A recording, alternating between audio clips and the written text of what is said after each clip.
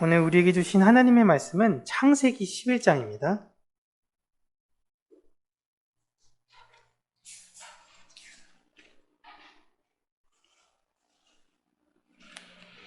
창세기 11장 27절에서 32절입니다.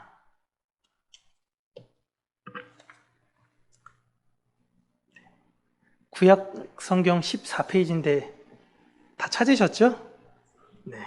제가 늘 말씀드리는데 다른 건 늦게 찾는 거 이해하는데 창세기랑 계시록 늦게 찾는 거는 좀 이해가 안 돼요. 네? 자, 우리 함께 한 목소리로 읽도록 하겠습니다. 데라의 족보는 이러하니라. 데라는 아브람과 나홀과 하란을 낳고 하란은 룻을 낳았으며 하란은 그 아비 데라보다 먼저 고향 갈대아인의 우르에서 죽었더라. 아브람과 나홀이 장가를 들었으니 아브람의 아내의 이름은 사레며 나홀의 아내의 이름은 밀가니 하란의 딸이요 하란은 밀가의 아버지이며 또 이스가의 아버지더라. 사레는 임신하지 못함으로 자식이 없었더라.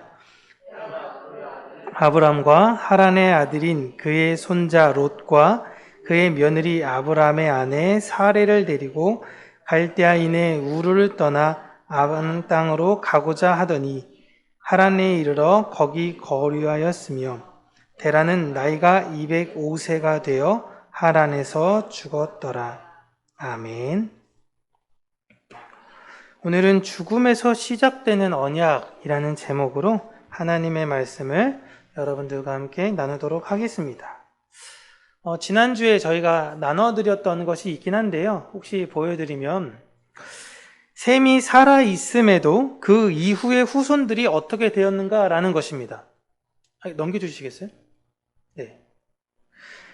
셈이 살아있는 당시에 지난주 기억하시면 셈이 살아있었을 때에 아브라함도 살아있었다라는 거 기억나시나요? 그런데 이게 족보 연대기를 어떻게 측정하느냐에 따라서 노아부터 아브라함까지 같은 시대로 묶을 수 있는 것입니다. 사실 저는 이 견해가 조금 소수이긴 한데요. 저는 이 견해를 지지하기는 해요. 즉, 아브라함이 태어났을 때 노아가 여전히 살아있었다라는 것입니다. 그러면 이 시대는 무슨 시대냐라고 볼 때 노아의 시대다라고 우리는 부르지만 당시에 이 시대를 노아의 시대라고 부르지 않고 누구의 시대였냐면 니므롯의 시대였다라고 보고 있는 것입니다. 그래서 모든 사람들이 다 추앙하고 따라가는 존재는 니므롯이었어요. 이 시대에. 노아는 분명히 살아있는 화석과 같은 전설이었음에도 불구하고 아무도 노아의 말에 귀를 기울이지 않았던 정말 불행하고 불행한 시대인 것입니다. 여러분, 노아를 보세요. 그 인생이 얼마나 비참했겠습니까? 홍수를 경험하기 전의 사람과 홍수를 경험하고 난 이후의 사람이 하나도 다른 게 없구나라는 걸 몸소 경험했던 사람이에요. 하나님이 이렇게 무서운 심판을 하셨음에도 불구하고 사람은 본디 악하고 그 죄를 떠날 수 없구나. 다 자기 자손들 아닙니까? 그런데 자기 말이 씨알도 안 먹히는 거예요. 얼마나 불행한 사람이었습니까? 얼마나. 우리가 볼 때는 정말 축복받은 인물, 멋진 인물 이렇게 보지만 성경에서 볼 땐 너무 힘겨운 인생을 살았던 분이세요. 이걸 여러분 눈으로 보고 살았다고 생각해 보세요. 내가 말하는데 듣지도 않아요. 하나님 믿지도 않아요. 내 후대 우리 가족이 다. 이 시대 당시는 그렇게 니므롯의 시대였습니다. 홍수 이후로 인간은 절대 변하지 않는다라는 것이 이 족보에 그대로 나오고 있는 것입니다. 근데 세상은 그렇게 니므롯을 쫓아 니므롯을 바라보는 시대라고 이야기는 하고 있지만 성경은 하나님의 언약을 중심으로 흘러간다라는 것을 보여주고 있는 것입니다. 성경을 보시면 아브라함 이후로 10대째에 노아가 태어나고 아담부터 노아가 10대예요. 10대에 태어나고 노아가 아들을 몇 명 낳죠? 3명을 낳습니다. 3명을 낳고 그리고 노아의 아들인 셈을 통해서 그 언약이 꾸준히 흐르다가 셈에서 10대가 지난 이후에 데라가 태어나고 데라의 세 아들인 하란과 아브라함과 나홀을 낳게 된다라는 것입니다. 그리고 그 언약은 아브라함을 통해서 계속 또 흘러가는 거죠. 이 데라의 아들 3명의 아들 중에 여러분 장남은 아브라함이 아니라 하란입니다. 하란. 그리고 둘째가 아브라함, 셋째가 나홀이에요. 이들은 모두 갈대아 우르라는 곳에서 살고 있었습니다. 이게 잘 안 보이시죠? 이제 제가 늘 말씀드리면 여기가 감사합니다. 여기가 이스라엘이에요. 여기가 예루살렘. 자, 오른쪽으로 좀 가주겠어요? 네. 저희가 이런 첨단 장비의 시대에 살고 있는데 여기가 이제 우르거든요. 좀 더 완전 끝으로 가주세요. 여기가 우르예요. 그리고 여기가 아라랏산입니다. 아라랏산이 처음 듣는 산이 아니시죠? 아라랏산이고요. 그 사람들이 이동했다가 쭉 세메자손 이동해서 여기가 바벨이에요. 벨레게 시대 때 나눠졌던 여기가 바벨이고 더 밑으로 이동해서 우르 지역까지 이동해서 이들이 살고 있었습니다. 다시 원래 사진에 보여주시면 사진이요. 여기가 이렇게 물줄기가 흐르는 비옥한 초승달이 이렇게 생긴 것처럼 이렇게 생겼다 그래서 비옥한 초승달 지역이라고 불러서 사람들은 이렇게 이동하지 않고 여기가 더 가깝잖아요? 근데 이 물줄기 티그리스 유프라테스 강을 따라서 이렇게 올라갔다가 여기서 꺾어서 이렇게 내려가는 여기가 통로였던 것입니다. 그런데 데라의 가족은 어디에 살았냐면 여기 우르에 살았어요. 우르에서 살았는데 이 하란이 이 우르에서 3명의 자녀를 낳습니다. 3명의 이름이 롯, 밀가, 이스가를 낳았다라고 합니다. 유대 역사가 요세푸스나 제롬이라는 분의 말씀이 이분은 제롬이라는 분은 불가타역이라 그래서 라틴어 성경으로 처음 헬라어를 번역하신 분이에요. 그러니까 이 제롬에 의하면 이 이스가가 누구냐라고 했을 때 이 이스가를 사레다라고 주장을 합니다. 원 이름은 이스가고 사레라는 뜻 자체는 여러분 공주 이런 의미가 있거든요. 사레라는 뜻이 그냥 별칭이에요. 공주, 너무 예쁜 사람, 우아하고 귀품이 있는, 우리로 따지면 야 귀족스러워 이런 사람, 이런 별칭이 사레이거든요. 아마도 원래 이름은 이스가였는데 이 여자가 너무 예뻐서 주변에서 누가 보더라도 이 여자는 공주 같은 여자다라고 불러서 사레다라고 불렀을 것으로 추정한다라는 것입니다. 왜 이렇게 이들이 주장하냐면, 그러니까 첫째인 이 하란이 우르에서 자녀들을 낳았는데 이 자녀들 셋이 모두 미혼인 상태에서 죽습니다. 그러자 남은 하란의 형제들이 그 자녀들을 부양한 거예요. 넘겨주시면 29절에 보시면 하란의 딸인 밀가는 막내 삼촌인 나홀과 결혼을 합니다. 이렇게 결혼을 해요. 그리고 하란의 다른 딸은 사실 이스가의 언급은 없어요. 그래서 사레라고 본다면 사레는 아브라함과 결혼을 하고 아브라함은 이스가뿐만이 아닌 롯도 함께 돌보게 되었다라는 것으로 오늘 족보를 이야기한다라는 것이죠. 그런데 후에 보면 아브라함이 사레를 소개할 때 어떻게 소개하냐면 이는 나의 이복누이다라고 이야기하는 부분이 나옵니다. 창세기 20장이에요. 20장 10절부터 12절 함께 읽을게요. 시작. 아비멜렉이 또 아브라함에게 이르되 내가 무슨 뜻으로 이렇게 하였느냐? 아브라함이 이르되 이곳에서는 하나님을 두려워함이 없으니 내 아내로 말미암아 사람들이 나를 죽일까 생각하였음이요. 또 그는 정말로 나의 이복누이로서 내 아내가 되었음이로다. 아멘. 이복누이라고 이야기를 하죠. 사레가 얼마나 예뻤는지 이건 아브라함의 인생 두 번째 위기인데 첫 번째 위기는 애굽에 갈 때입니다. 애굽에 아브라함의 가족들이 딱 도착하자마자 너무 예쁜 여자가 눈에 띈 거예요. 그래서 이 여자 소문이 어디까지 가요? 왕한테까지 간 겁니다. 너무 도대체 얼마나 예뻐야지 되면 그 정도로 예뻤던 거예요. 근데 다른 지역 가니까 또 똑같은 겁니다. 너무 예쁜 거예요.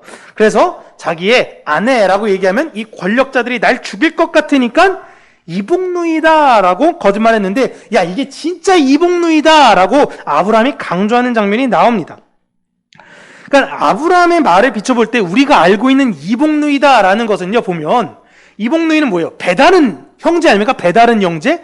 그러니까 아버지 데라는 같은데 엄마가 다른 존재다라고 생각할 수 있는 거예요. 그러니까 같은 학렬이죠. 이게 조선시대 때문에 우리가 학렬 따지느라 이게 힘들어 죽겠는데 이게 여러분 명칭이 조선시대는 진짜 복잡하거든요. 막 부르는 명칭이 너무 다르잖아요. 다 아시나요? 뭐 동서 막 이런 거부터 시작해서 우리나라만 여러분 외국 사람한테 이거 알려주면요 뭐 어떻게 이야기할지 몰라요. 그냥 삼촌은 다 엉클이고 그냥 이모는 다 앤트인데 이게 뭐야 라는 겁니다. 이 학렬을 우리식 족보로 생각해서 이복누이라고 생각하면 이게 이상한 겁니다. 그런데 유대학자 요세푸스는 이 이복누이와 이복조카에 대한 개념을 하나로 본 거예요. 이해되시나요? 그러니까 우리의 개념이 아니라 유대인의 개념으로 바라본 것입니다. 그래서 사례를 이렇게 엄마가 다른 존재로 본 게 아니라 아까 하란의 딸인 이스가 이복 조카로 갔지만 그 이복 조카와 이복 누이를 같은 명칭으로 본 것입니다. 이해되시죠? 가만히 이렇게 보시면 안 돼. 이해가 안 되시면 어차피 앞으로 계속 아브라함 얘기할 거니까 계속 나올 거예요. 근데 이게 사실 물론 중요합니다. 이게 중요하지만 더 중요한 게 무엇이냐면 아브람과 나홀이 하란의 자녀들을 책임졌다라는 것이 중요한 거예요. 왜냐하면 왜 이들을 책임졌을까요? 이들의 가진 재산을 지키기 위해서 가족끼리 결혼을 한 것이기 때문에 그렇습니다. 후에 여러분 아브라함이 아버지로부터 따로 독립해가지고 나아갔을 때 롯을 데리고 나갑니다. 롯을 데리고 나가는데 이 롯이 납치가 돼요. 자기 집안 사람들이랑 가지고. 그래가지고 아브라함이 이걸 듣고 나서 롯을 구해와야겠다 해가지고 자기 집에 잘 훈련된 전투병만 318명이 있었다고 해서 그들과 함께 데리고 와서 롯을 구출해 옵니다. 나중에 또 나올 거예요. 그때 나올 건데 여러분 집안에 잘 훈련된 종이에요. 그냥 여자들 애들 끌고 가서 구해온 게 아니라 사병이 318명이에요. 잘 훈련된 람보들이 내 뒤 람보가 318명이 있는 것입니다. 사병이 300명 넘을 정도면요 여러분 엄청난 부자예요. 그 집안에 다른 일을 하는 사람들까지 하면 아마 종 자체가 좋기 1000명은 넘었을 것이라고 예측하고 있습니다. 진짜 부자예요. 이게 아브라함에게 속한 사람이 이 정도니, 이 정도니 그 아버지인 데라는 아마 더 부유했을 것입니다. 그런데 그렇게 부자인 아브라함도 사레가 아이를 낳지 못해 이제 재산을 물려줄 수가 없었다라는 것이 오늘 본문에 나오고 있죠. 여러분 당시 여자에게 있어서 가장 중요한 건요 예쁜 게 아닙니다. 예쁜 게 아니라 아들을 낳는 게 가장 중요한 거예요. 그래서 예전에 한 100여 년 전만 가더라도 아들 한 셋 난 분들의 그 위세는 하늘을 찔렀어요. 아시나요? 딸만 한 8, 9 나봐요. 이 집에서 아들 셋 낳으면요. 이게 빨래터 가실 때 목에 힘이 다릅니다. 이게 힘이. 그럴 정도였거든요. 근데 이게 수천 년 전에는 훨씬 더 중요합니다. 예쁜 여자는 첩으로 두면 돼요. 첩으로. 아무리 예뻐도 자신의 후예가 있어야지 자신의 재산을 지킬 수 있습니다. 없는 사람이야 그렇다 치지만 가진 사람일수록 아들은 정말 중요해요. 그런데 아브라함은요 보시면 아브라함에게 다른 여자가 나옵니까? 안 나옵니다. 대단해요. 아내가 임신을 못하고 있는 상황에 내 재산을 지킬 수 있는 애가 없는데도 다른 여자를 두지 않습니다. 너무 예뻐서 그런 거 아니에요? 그렇지 않다니까요 여러분. 아브라함은 엄청난 인격의 소유자예요. 당시의 사람들은 아브라함을 이해할 수가 없었던 것입니다. 그런데 데라가 어떤 연유에서 있는지 모르겠지만 갈대아 우르의 지역을 떠났다라고 오늘 본문에 나오죠. 유대 전승에 의하면 그 데라는 우상을 만들었던 사람이다라고 이야기는 하고 있는데요. 이거는 데라가 직접 막 목수나 석공으로 나무나 돌 쪼개가지고 우상을 만들었다라는 의미가 아닙니다, 여러분. 그 지역에 자신이 만든 우상을 기반으로 세력을 갖고 있었던 사람이 데라예요. 진짜 부자예요. 여러분 단군 신화도 보시면 단군 신화 진짜 곰이랑 원숭이랬다. 죄송합니다. 곰이랑 호랑이가 그 동굴에 들어가가지고 진짜 거기서 쑥이랑 마늘 먹으면서 그 얘기가 아니라 단군 신화는 곰의 부족과 호랑이의 부족이 대결을 한 거예요. 그래서 환웅과 결혼을 하기 위해서 두 부족이 싸웠는데 어떤 부족이 이겼어요? 곰을 숭배하는 부족이 이긴 겁니다. 호랑이 부족이 밀려난 거예요. 그래서 곰의 부족의 여자가 환웅과 결혼해서 낳은 아들이 단군이에요. 이게 단군 신화의 이야기거든요. 그러니까 이걸 이렇게 동화와 같이 삼국유사에서 그렇게 풀었는데 이 의미랑 똑같은 겁니다. 데라도 갖고 있는 어떤 데라를 상징하는 그 집안의 우상이 있었던 겁니다. 그 우상이 있었는데 정치적 갈등에서 우르해서 데라가 밀린 거예요. 데라가 밀렸는데 그때 여러 가지 과정을 겪으면서 아들이 죽기도 합니다. 그래서 이런저런 의미를 가지고 아마도 우르를 떠났을 것이다 라고 사료해요, 저는.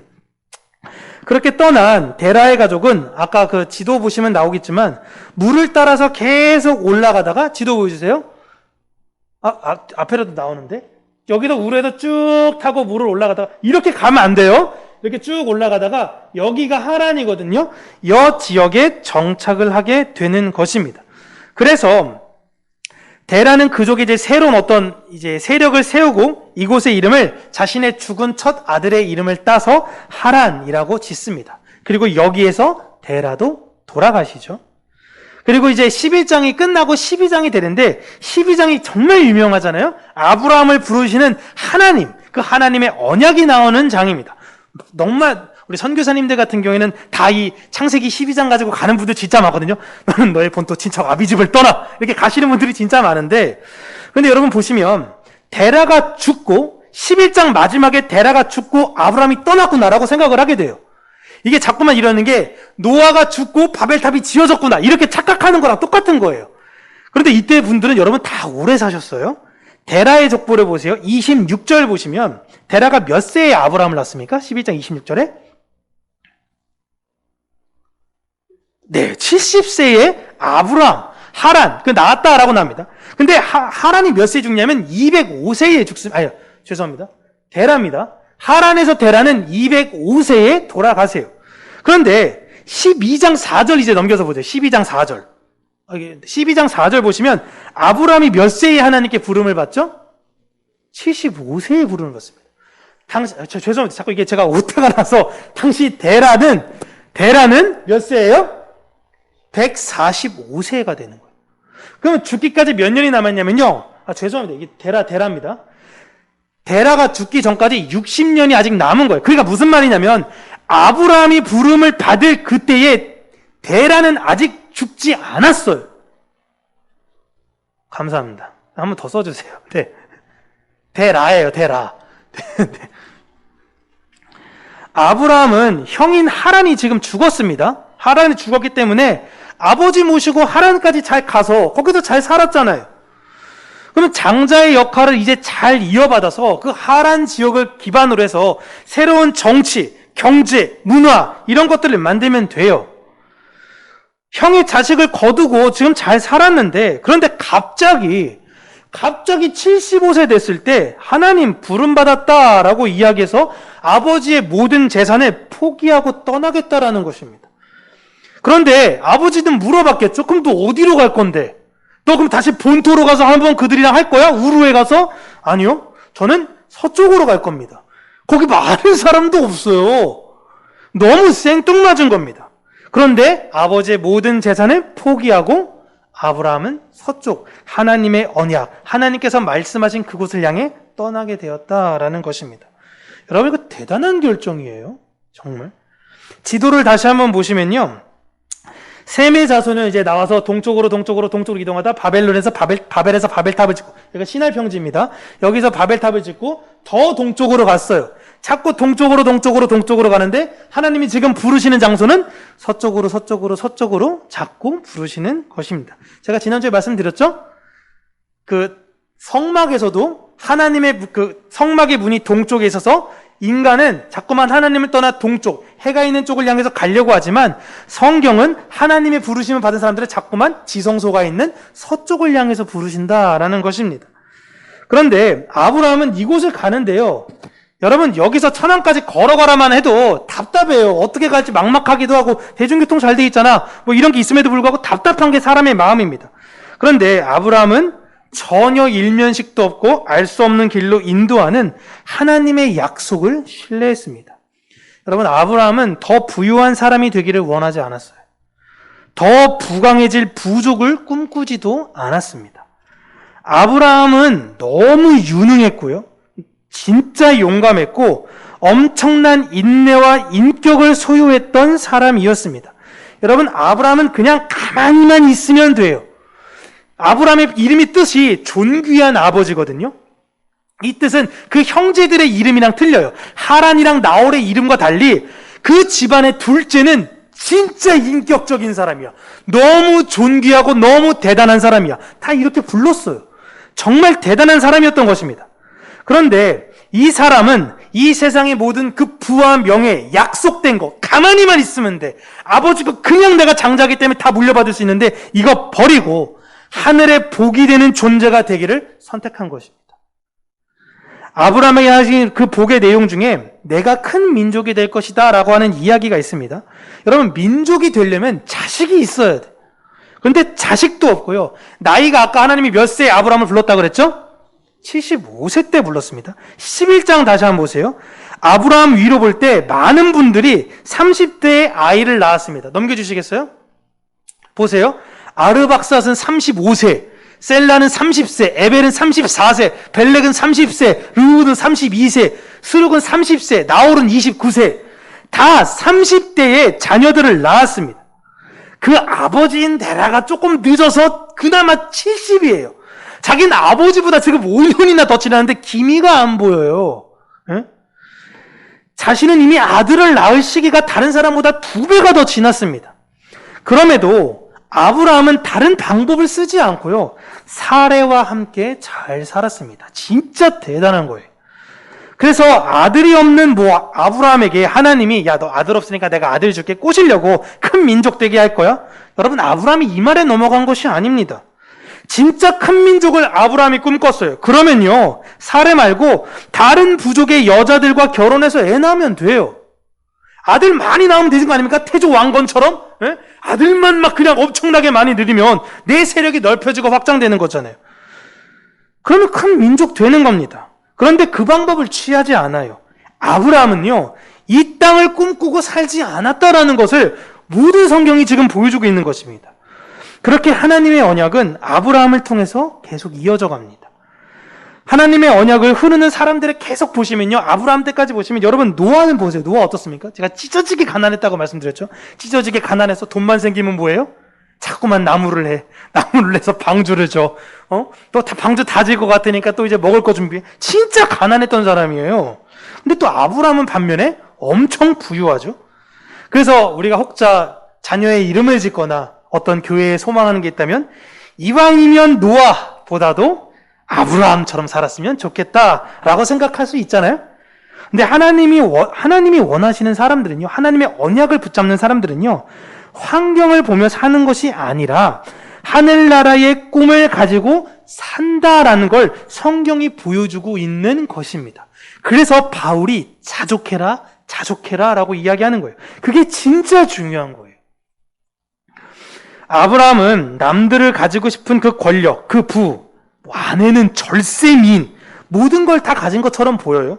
물론 아들은 없었지만 그것에 대한 큰 미련도 사실 없었습니다. 나중에 보시면 그냥 자기가 갖고 있는 거 심지어 자기 종한테 다 주려고 그랬던 사람이에요. 아브라함은요, 자신에게 찾아오신 하나님이면 충분했던 사람입니다.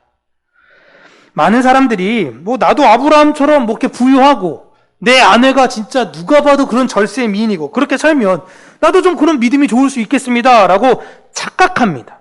근데 여러분, 절대 그렇지 않아요. 인간은 만족을 몰라요. 이 족보가 그걸 보여주고 있는 것입니다. 감사가 없으면 끝없는 욕망이 표출되는 것이 사람이에요. 내가 오늘 여기 살았는데 갑자기 타워팰리스로 이사를 갔어요. 그럼 여러분, 사람이 행복할 것 같죠? 잠시 그 집이 넓고 행복한 것 같아 보이는데 그 안에 사람들과 교류하면서 비교하면서 다시 바닥으로 떨어지는 게 인간이에요. 그게 사람이에요, 여러분. 후에 다루겠지만 아브라함이라는 인물은요, 모든 사람들에게 굉장히 공평하게 되어 있습니다. 연약한 사람들은 돌봤고요, 그들을 위해서 끝까지 싸웠습니다. 나그네가 집에 왔는데 부유하니까, 잘 사니까 나그네들도 가서 뭐라도 얻어먹을 거 아닙니까? 여러분, 단칸방 있는 집에 나그네들이 가서 뭐 얻어먹겠어요? 나그네들이 그 동네에서 제일 부자니까 갔을 거 아닙니까? 그때 그들을 홀대한 게 아니라 지극히, 한 번도 안 본 사람인데 지극히 그들을 대접합니다. 굉장한 인격의 소유자였던 거예요. 그러니까 여러분, 신앙이라는 것 자체는요, 환경에 따라 결정되는 것이 아닙니다. 돈 많다고 다 인격이 좋은 게 아니고 돈 없다고 다 인격이 그러지 않은 거예요. 하나님의 부르심을 받은 사람은 그 언약을 소망하며 사는 사람들은 자신의 위치에서 그 언약을 바라보며 주변을 사랑하며 살아가는 것입니다. 내가 갖고 있는 것으로서 힘써 사랑하는 거예요. 그리고 아브람과의 언약이 시작이 본격적으로 나오기 전에 성경은 데라가 죽었다라는 것을 먼저 언급합니다. 안 죽었다 그랬잖아요.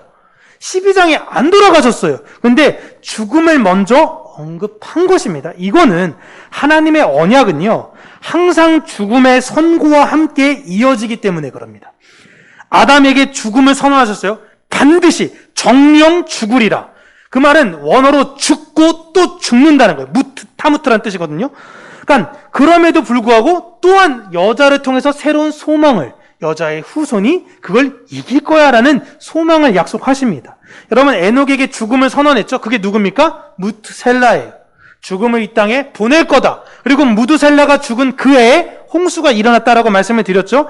하지만 에녹에겐 죽음을 선언했지만 노아를 통해선 새로운 약속을 하셨습니다.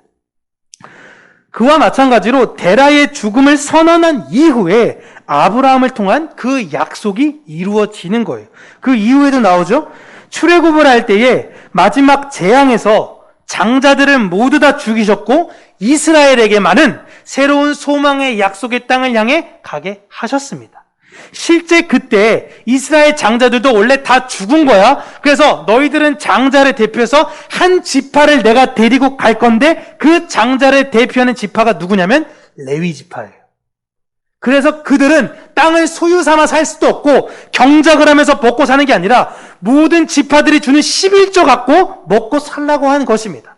하나님의 속한 사람들이기 때문에 그런 거예요. 그리고 이렇게 모든 걸 말씀하신 이유, 이렇게 죽음과 생명, 이렇게 계속 구약에 말씀하신 이유는 예수 그리스도를 설명하기 위해서 그런 거예요. 그 언약을. 예수 그리스도께서 이 땅에 오셨죠. 그리고 돌아가셨습니다. 죽으시고 성령이 오셔서 교회를 통해 새로운 약속과 언약을 지금 이어가시는 걸, 그 연장에서 하나님의 약속이 완성됐고 교회를 통해서 그 완성이 이루어지고 있다는 것을 보여주기 위해 그 아담의 때서부터 계속 이 죽음과 생명에 대해서 하나님께서 말씀하신 거예요. 하나님의 언약은 단 한 번도 끊어지지 아니하고 영속적으로 이어졌다가 마지막 날에 완성된다라는 것입니다. 그래서 그 시작이 뭐로 시작되냐면 죽음으로 시작되는 거예요. 그래서 여러분, 우리가 예수 그리스도를 진정 나의 인생의 구주다라고 고백할 때 무엇을 받죠? 세례를 받습니다. 세례가 어떤 의미예요? 내 옛 나는 죽습니다. 그리고 나는 하나님의 약속 안에 새롭게 살아난 존재입니다라는 걸 세상에 공포하는 거예요. 그래서 우리가 세례를 받는 거예요. 아무런 의미 없이 하는 게 아니라 죽음으로 이제 시작되어 우리에겐 계시록에 이야기하는 두 번째 사망, 이제 지옥에 떨어질 그 사망은 우리에게 없습니다라는 걸 선언하는 거예요. 이렇게 하나님의 약속은 항상 죽음과 함께 시작이 됩니다. 그래서 성도들에게는요, 이 땅에서 그 죽음을 선언한 이후로는 세상의 모든 그런 유혹과 어려움과 시험이 계속 몰려와서 힘들게 하는 거예요. 예수님 믿으면 잘 될 줄 알았는데, 예수님 믿으면 성공할 줄 알았는데, 인생이 잘 안 풀리고, 뭔가 잘 안 되고, 고난이 따르고, 이렇게 되는 것입니다. 이게 정상이에요, 여러분. 아브라함이 하나님 언약받고 탄탄대로였습니까? 시작하자마자 그냥 막 가뭄이 들고, 애굽으로 이동하고 막 사람들 다 죽이니까 무서워서 발발 떨고, 그게 아브라함의 인생이었어요, 여러분. 하나님의 언약 받았잖아요. 그럼 떵떵거리고 잘 살아야죠. 사업을 시작했습니다. 사업 시작했는데 코로나야.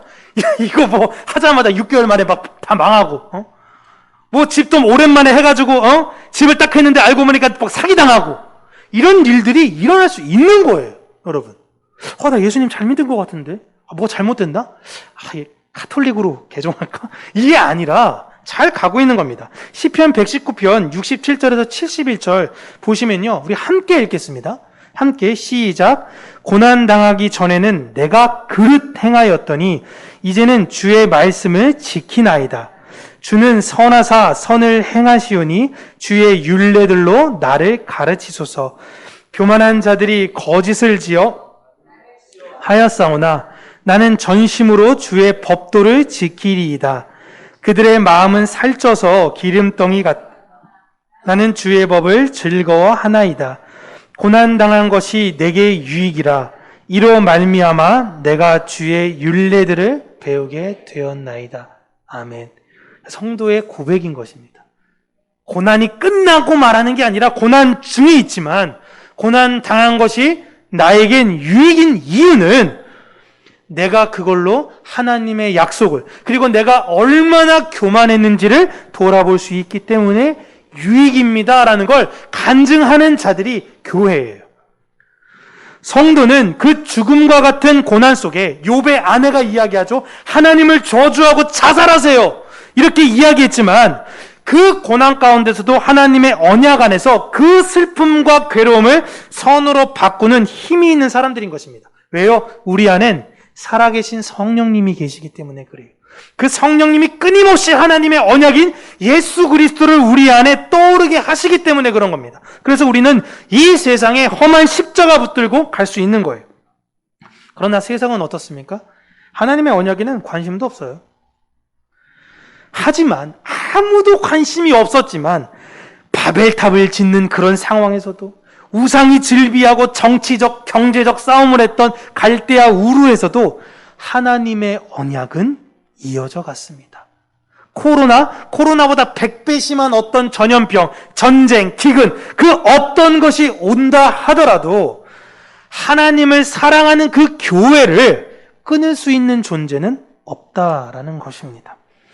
이 세상이 아무리 어둡고 타락해도요, 하나님의 언약은 반드시 이어집니다. 그리고 저는 우리 평강교회가 그리고 여러분들이 그 일을 잘 감당하시기를 바랍니다.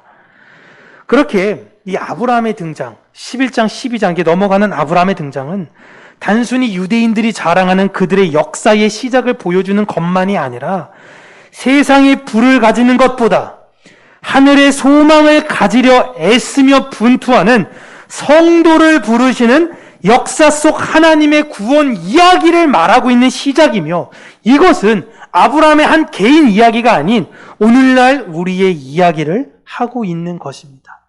너 세상에서 잘 나가고 싶지? 세상에서 부유하고 싶지? 세상에서 떵떵거리고 싶지? 거기에서 떠나 내가 지시한 그곳에 함께 가자라는 것입니다. 여러분들이 바로 이 시대의 아브라함입니다. 그렇기 때문에 여러분들은 여러분 주변 일로부터 어떤 이야기를 들어야 돼요? 존귀한 아버지 같은 사람이다 라는 이야기를 들어야 되는 것이에요. 우리는 아브라함을 믿음의 조상이라고 이야기를 하죠. 뭐 우리뿐만입니까? 이슬람도 아브라함이 믿음의 조상이고 유대인도 믿음의 조상이 다 아브라함이에요.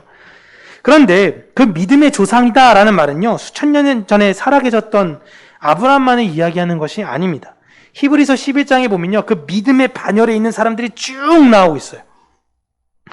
역사 속에 하나님의 부름을 입은 모든 자들은 믿음의 조상들입니다.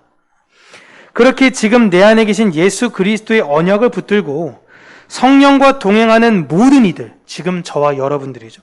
모든 이들은 믿음의 조상의 반열에 있는 거예요.